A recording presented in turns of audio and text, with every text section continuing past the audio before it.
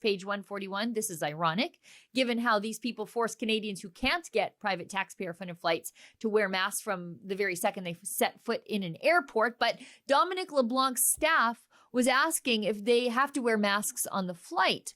Funny, because if a normal person tries that on a commercial flight, these same people will insist you are stuck on a no-fly list for basically the rest of your life.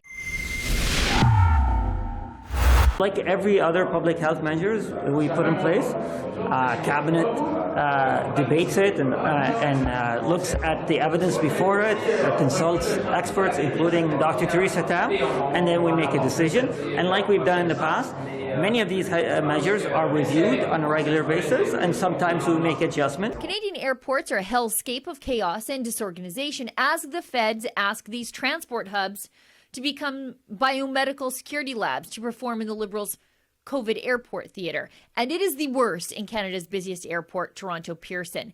It's become an international embarrassment, with millions of people gazing upon this video with horror and disgust from a former NHLer who is now working as a journalist for Barstool Sports. Just take a look at this. Yesterday, I landed around 3. I then had Toronto to Boston at 8:30. Customs was about 3 hours, got through, flight canceled from Toronto to Boston. All right, at this point, now I go and I see there is a 400-person line with 2 Air Canada workers. There's a million canceled flights, so everyone's just panicking. So I waited in that line about 6 hours. Near the end of the line, by the way, you know how much my feet hurt? Near the end of the line, they closed it. They just said, oh, you have to go somewhere else. We had to re-enter Canada. We had to go through Canadian customs. So by the time I finally see someone from Air Canada, it's 1 a.m. I said, can I just get my bags? I had a ride to Buffalo all set up, and I had a JetBlue flight from Buffalo. I just need to get out of this country, out of this airport. This is the worst airport on earth. I'm telling you, there's no other airport like this. So they say, no, you can't have your bags. Your bags are already like in the middle of no man's land. You can't have your bags. So we have a 8:50 flight for you from Toronto to Boston for this morning. This is at 1 a.m. Okay, I'd be here at 5 a.m., they said.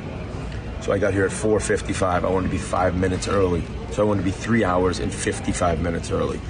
I get here, this woman says, oh, we booked you actually on a flight from here to Montreal and then Montreal to Boston, but that leaves in 50 minutes and you can't make it. They never sent me an email. They just, I started laughing. I mean, what are you gonna do? It was either that or like cry. So now I'm on a 10 a.m., but there's nobody really around the gate. Yeah, I'm so in shock at this place. It is the biggest disgrace known to man. And the Liberals, of course, they don't seem to care. Okay, so these mandates are always assessed and reassessed. The evidence that masks reduce transmission is unequivocal and quite clear. It's 60 to 80% reductions of chances of transmission.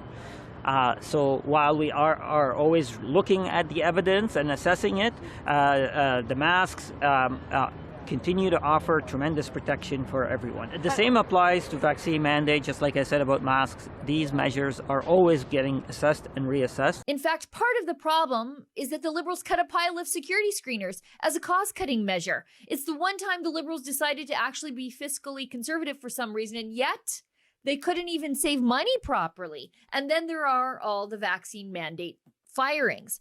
But the Liberals, they don't care because they don't have to live through the nightmare of airport purgatory that regular people now have to.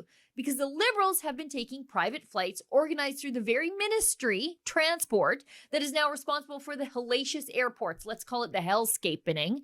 And the private flights for so-called Liberal VIPs were frequently asked for by the Prime Minister's office. Yeah, the PMO. We know because we filed for access to information on private pandemic flights. Now, if you want to support our access to information filings, please consider a donation to our investigations fund at rebelinvestigates.com. So let's take a look at what we have, and I'll publish the documents here so you can take a look at them for yourself. You don't have to take my word for it. There are several references to the Prime Minister's office being involved in setting up the flights for various VIPs on page 36 To accommodate Health Minister Patty Hajdu, that's the lady who banned Canadians from traveling, told us all to stay home, the crew had to get to the Ottawa airport at 3 a.m. to fly to Thunder Bay to pick her up and then bring her back to Ottawa.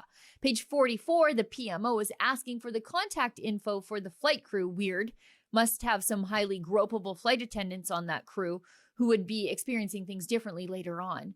Page 58, additional PMO request. Would it be possible to fly Health Minister Hajdu from Ottawa to Thunder Bay Thursday evening and then from Thunder Bay to Ottawa Sunday evening or Monday night?